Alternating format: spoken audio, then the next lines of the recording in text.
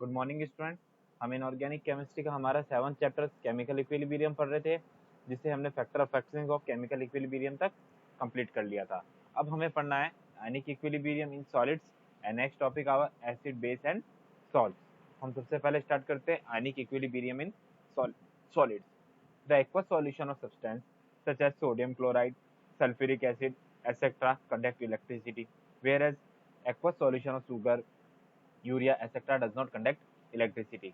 सबसे पहले हमें ये देखना है कि आयनिक इक्विलिब्रियम होता क्या है। देखिए, आयनिक इक्विलिब्रियम यानी इक्विलिब्रियम हमें पता है जो रिएक्टेंट और प्रोडक्ट को कांस्टेंट, जो हमारी फॉरवर्ड और बैकवर्ड रिएक्शंस में रिएक्टेंट और प्रोडक्ट की कंसंट्रेशन है वो इक्वल होनी चाहिए। और आयनिक का मीन्स होता है आयंस, यानी वो इक्विलिब्रियम जो आयंस में यूज आता है वो क्या कहलाएगा, हमारा आयनिक इक्विलिब्रियम। और आयंस किस में बनेंगे, जैसे कि जिसमें कंडक्ट इलेक्ट्रिसिटी कंडक्ट होती है, सोडियम क्लोराइड यानी NaCl हो गया, जिसके अंदर हमारा एक पार्टिकल प्लस में ब्रेक होता है और दूसरा पार्टिकल माइनस में ब्रेक होता है। इस तरीके जो सॉल्यूशंस होंगे उनके अंदर जो इक्विलिब्रियम एस्टेब्लिश होगा वो कहलाएगा आयनिक इक्विलिब्रियम। अब हमने इसमें एग्जांपल्स लिया, जैसे सल्फ्यूरिक एसिड हुआ, सोडियम क्लोराइड हुआ, इनके पार्टिकल्स को अगर हम ब्रेक करेंगे तो ये आयंस में ब्रेक होंगे, और आयंस में ब्रेक होने के बाद जो इक्विलिब्रियम स्टेज के अंदर एस्टेब्लिश होगा वो आयनिक इक्विलिब्रियम कहलाएगा। The substance which conduct electricity in their aqueous solution are called electrolytes, and the other end those which do not conduct electricity in their aqueous solution are called non electrolytes। अब आयनिक जो equilibrium होता है वो दो तरह का होता है, इलेक्ट्रोलाइटिक होता है और नॉन इलेक्ट्रोलाइटिक होता है। किस तरीके से होते हैं हम उसको आगे देखते हैं। देखिए, ionic equilibrium, the equilibrium that involves ion in aqueous solution refer to as an ionic equilibrium. अब हमने कोई एग्जांपल लिया, आयरन लिया Fe+3 जिसका एक्वस सॉल्यूशन लिया, उसको हमने स्टेनस सल्फर साइनाइड के अंदर डाला एक्वस सॉल्यूशन के अंदर, तो हमारे को मिलता है फेरस हेक्सासाइनो फेरेट सेकंड। ये हमें एक कंपाउंड पैट होता है। अब इस कंपाउंड को अगर हम देखते हैं तो सब्सटेंस में आयनिक इक्विलिब्रियम दो तरह का होगा हमारा। फर्स्ट होगा इलेक्ट्रोलाइटिक और दूसरा होगा नॉन इलेक्ट्रोलाइटिक। इलेक्ट्रोलाइटिक जो हमने पहले बताया, जिसके अंदर से हम एक्वस सॉल्यूशन के अंदर इलेक्ट्रिसिटी कंडक्ट कर सकते हैं, वो इलेक्ट्रोलाइटिक के अंदर आएंगे। नॉन इलेक्ट्रोलाइटिक के अंदर the aqueous solution does not conduct electricity are known as non electrolytic solution. अब जो इलेक्ट्रोलाइट होंगे वो स्ट्रॉन्ग होंगे और वीक भी हो सकते हैं। स्ट्रॉन्ग में कौन कौन से आएंगे हमारे, potassium hydroxide, KOH, NaOH, H2SO4, ये सब क्या है, स्ट्रॉन्ग इलेक्ट्रोलाइट। वीक में आ जाएगा एसिटिक एसिड आ गया, अमोनियम हाइड्रोक्साइड्स आ गया, डिग्री ऑफ डिसोसिएशन में आ जाएगा जैसे फॉर्मिक एसिड। अब नॉन इलेक्ट्रोलाइटिक में आएगा factor affecting degree of dissociation में क्या आएगा, डिग्री ऑफ डिसोसिएशन का मीनिंग क्या हुआ, डिग्री ऑफ डिसोसिएशन मीन्स किस तरीके से वो कितना जल्दी हमारे डिसोसिएट होते हैं, यानी पार्टिकल्स आपस में ब्रेक होते हैं। अब उसमें क्या होगा, डाइलेक्ट्रिक कांस्टेंट ऑफ मीडियम, किस तरीके से उसमें इलेक्ट्रिसिटी कंडक्ट होती है, इसके ऊपर डिपेंड करेगा। नेचर ऑफ इलेक्ट्रोलाइट के ऊपर डिपेंड करेगा, टेम्परेचर के ऊपर डिपेंड करेगा और कंसंट्रेशन के ऊपर डिपेंड करता है। इस तरीके से हम कह सकते हैं कि आयनिक इक्विलिब्रियम टू टाइप्स के हो गए, इलेक्ट्रोलाइट और नॉन इलेक्ट्रोलाइटिक। अब नेक्स्ट टॉपिक हमारा स्टार्ट होता है acid base and salts. Many acids and base occurs naturally in nature such as citric acids, fruit like orange, lemon etcetera, ये सब क्या नेचुरल एसिड्स हैं। Tartaric acids in tamarind, malic acid in apples, lactic acid in milk and product, hydrochloric acid in gastric juice, ये सब क्या होते हैं, naturally occurs होते हैं। Similarly many bases are found such as lime water. We use many of these acids in our day to day life, such as vinegar or acetic acid in the kitchen, boric acid for laundry, baking soda for the purpose of cooking, washing soda for cleaning etc। ये क्या है, एक general introduction हो गया कि हमारे acids कहाँ कहाँ पे यूज आते हैं या कौन से नेचुरल एसिड्स होते हैं। इस तरीके से हम इनको डिवाइड कर सकते हैं। Many of the acids that we do not consume in the household are use in the laboratories and industries. काफी एसिड्स होते हैं जिनको हम अपने हाउस होल्ड घर में यूज नहीं करते हैं, तो कहाँ पे यूज आएंगे, हमारे लेबोरेटरीज में आते हैं, इंडस्ट्रीज में आते हैं। which includes as acids such as HCl, H2SO4, etc. and bases such as sodium hydroxide, potassium hydroxide, etc. When these acids are mixed in the right proportions, the neutralization reaction thus results in the formation of salt and water। अगर हम in acid और base को क्या है, एक equal ratio के अंदर dissolve कर देंगे, फिक्स रेशो के अंदर, तो क्या हो जाएंगे, न्यूट्रलाइज हो जाएंगे और साल्ट्स और वाटर की प्रिपरेशन कर देंगे। Some naturally occurring salt found in nature, जिनमें हम NaCl, KCl etc in sea water and natural rocks deposits। In this section we will read about acids, base and salts in their properties। कौन कौन से acids आते हैं, कौन कौन से बेस होंगे, कौन से साल्ट्स होंगे, हम उनके बारे में डिस्कस करते हैं।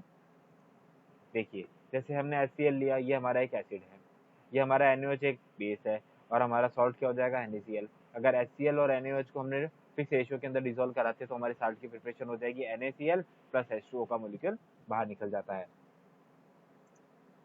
अब सबसे पहले हम स्टार्ट करते हैं एसिड।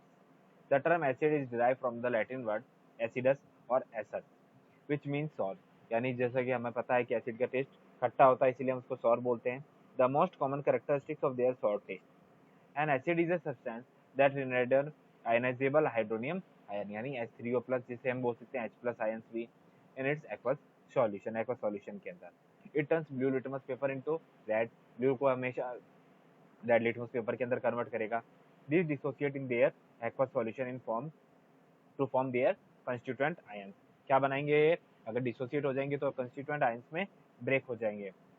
इसके लिए हमको एग्जांपल्स लेते हैं, जैसे HCl है, अगर हमने उसको ब्रेक किया तो जाएगा पहले H+ और Cl- में। अगर H2SO4 को ब्रेक किया तो जाएगा फिर H+ और HSO4 2- में। अगर हमने CH3CO2H, क्या हो गया ये हमारा एसिटिक एसिड। अगर हम एसिटिक एसिड को ब्रेक करते हैं तो किस में जाता है, H+ CH3CO2-। इस तरीके से किस में ब्रेक होंगे ये, एक पार्टिकल प्लस में जाएगा और दूसरा पार्टिकल हमारा माइनस में जाएगा।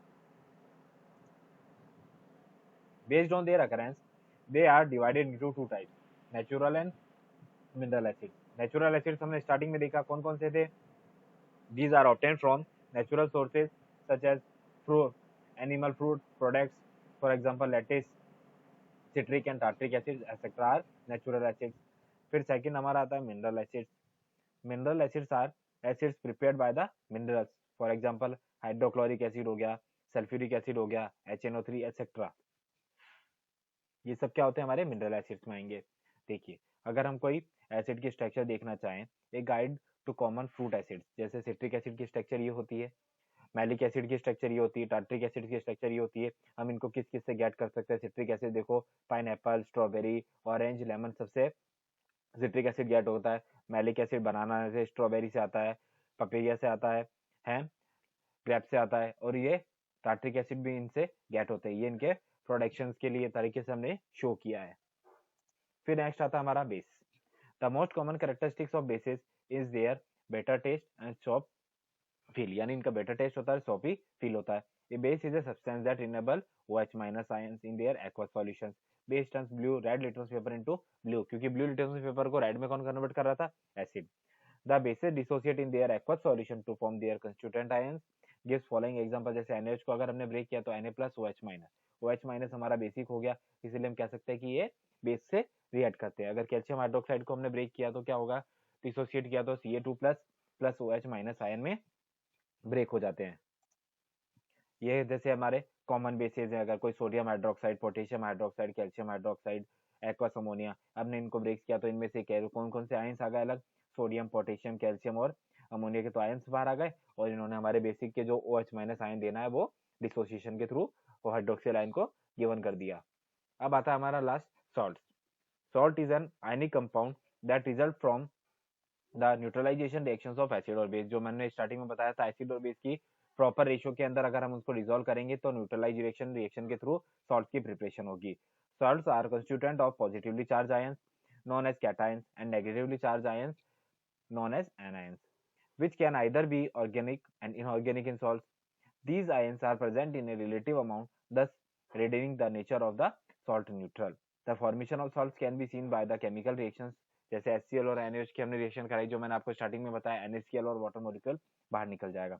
और अगर हम H2SO4 और कैल्शियम हाइड्रोक्साइड के कराएंगे तो कैल्शियम सल्फेट और H2 मॉलिक्यूल हमारा बाहर निकल जाता है। यहाँ पे NaCl और कैल्शियम सल्फेट एक सॉल्ट की तरह रिएक्ट करते हैं। जैसे ये रहा calcium chloride, NaCl, Na2SO4, aluminium trifluoride, ये सब क्या है, हमारे सॉल्ट्स हैं।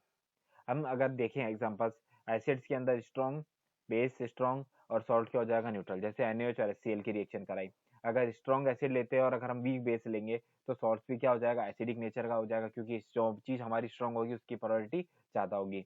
अगर हम एसिड वीक लेंगे और बेस स्ट्रॉन्ग लेंगे तो हमारा सॉल्ट क्या हो जाएगा, बेसिक हो जाएगा। जैसे एसिटिक एसिड और NaOH की रिएक्शन कराई, और अगर HCl और अमोनियम हाइड्रोक्साइड की रिएक्शन कराएंगे तो अमोनियम क्लोराइड हमारा एसिडिक सॉल्ट बन जाएगा। और दोनों ही अगर वीक हैं तो क्या होगा, हमारा न्यूट्रल सॉल्ट मिलेगा। जैसे एसिटिक एसिड और अमोनियम हाइड्रोक्साइड की रिएक्शन कराने पर जो सॉल्ट मिलेगा वो कौन सा मिलेगा, एसिड अमोनियम एसीटेट और H2O मॉलिक्यूल हमारा बाहर निकल जाता है। इस तरीके से हम एसिड बेस और सॉल्ट की प्रिपरेशन कर सकते हैं और उनके बारे में डिफाइन कर सकते हैं।